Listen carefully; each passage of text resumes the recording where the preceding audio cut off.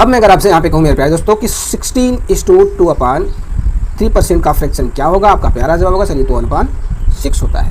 1/6 में 6 की पावर में हम क्या करेंगे, उतना घात पे इस पे इसके लगाएंगे जितना कि आपके सवाल में समय की बात किया है। यही मैं आपसे बार बार कहते आ रहा हूँ, तो आप थोड़ा सोचिए इस बात को कि आपके सवाल में टाइम दिया है 1 साल 6 महीने, यानी अगर इसको हम लिखना चाहें टोटल ईयर में लिखना चाहें तो ये कितना हो जाएगा 1:1/2 ईयर, यानी 1.5 साल हो जाएगा, 3/2 साल।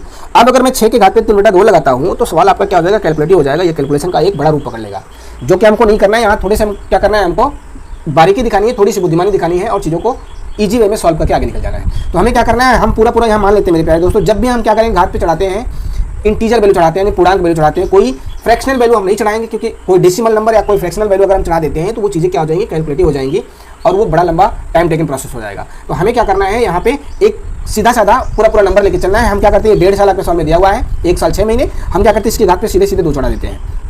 हमने क्या किया, इसकी घात पे क्या चढ़ा दिया, 2 चढ़ा दिया। तो यहाँ हमने क्या किया, घात पे 2 चढ़ा दिया, तो जो प्रिंसिपल मेरा निकल के आएगा वो आएगा कितना आएगा 36। हमने मान लिया कि प्रिंसिपल 36 है। अब स्ट्रक्चर बनाते हैं, अगर मेरा प्रिंसिपल कितना है 36 है तो स्ट्रक्चर जो मेरा बनेगा मेरे प्यारे दोस्तों ऐसे ही बनेगा। 1/6 का रेट दोनों साल है। अब 36 का 1/6 निकालेंगे तो 1/6 आएगा 6, यहाँ पे भी निकालेंगे तो ये भी 6। अब इस 6 का 1/6 वापस से निकालेंगे दूसरे साल का रेट, तो यहाँ पे 1/6 निकालेंगे तो कितना आएगा 1 आएगा।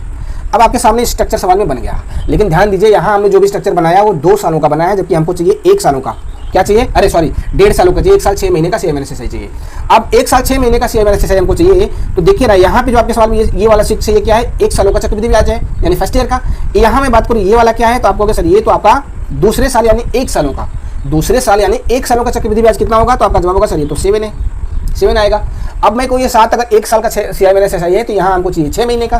तो हम क्या करेंगे, इसमें अगर हम 12 से भाग करेंगे, 1 साल में कितने महीने होते हैं 12 महीने, अगर हम यहाँ 12 से भाग करेंगे तो ये कितने महीने का जो आपका ब्याज आ जाएगा आपको कि सर ये पूरा 7/12 आपका 1 महीने का चक्रवृद्धि ब्याज है, जबकि हमको 6 महीने का। तो हम इस 1 महीने वाले में 6 से मल्टीप्लाई कर देंगे तो मेरा निकल के आएगा 3.5, कितना आएगा भाई 3.5, 3.5 आपका निकल के आएगा, जो वो क्या हो जाएगा 6 महीने का चक्रवृद्धि ब्याज है, जबकि हमको सवाल में चाहिए 1 साल 6 महीने का चक्रवृद्धि ब्याज। 1 साल 6 महीने का चक्रवृद्धि ब्याज निकालने के लिए मेरे प्यारे दोस्तों आपको इस पूरे को ऐड करना पड़ेगा एक साथ। ये जो पूरा आपके सवाल में है ये पूरा आपको ऐड करना पड़ेगा, यानी पूरा आप ऐड करोगे तो पूरा जोड़ोगे तो कितना आएगा, 1 साल का इधर है 6 और 6 महीने का 3.5, यानी पूरा ऐड करोगे तो आप करके देख लेना आएगा 9.5। 9.5 आपका क्या निकल के आ गया मेरे प्यारे दोस्तों, कि 1 साल 6 महीने का CIMNSSI आपका निकल के आ गया। जबकि आपके सवाल में प्रिंसिपल 36 नहीं है, एक्चुअली में आपके सवाल में प्रिंसिपल क्या दिया हुआ है 18,000 रुपये। कितना दिया है 18,000 रुपये।